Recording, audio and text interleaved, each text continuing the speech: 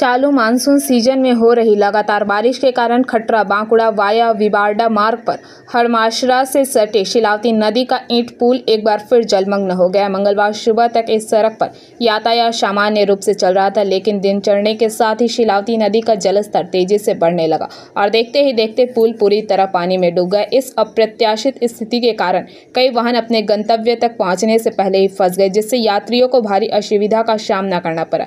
इसके साथ ही नदी किनारे दक्षिण में बसे हजारों ग्रामीणों को भी गंभीर परेशानी झेलनी पड़ रही है।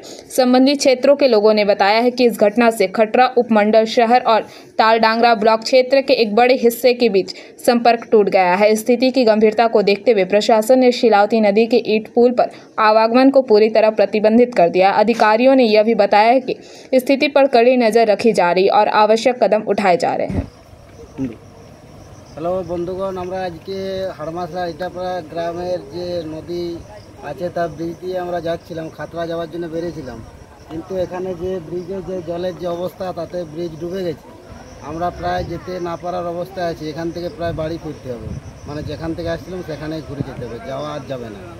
ঠিক আছে, হ্যাঁ, প্রায় দিন জল হলে এখানে এরকম অবস্থা হয়েছে। আমরা প্রায় দিন এদিকে আমাদের আত্মীয় বাড়ি আছে, আমরা যাই, ঘুরে আসতে যেতে পারি না। এখন চাইছি যে যাতে ব্রিজটা ভবিষ্যতে ওভারব্রিজের মতো করা হয়।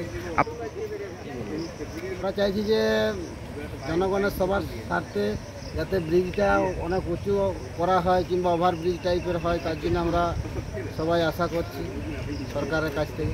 কি নাম? আমার নাম বিশ্বজিৎ দিলে। बांकुड़ा से अनुप्राय की रिपोर्ट, पीबीटीवी न्यूज़।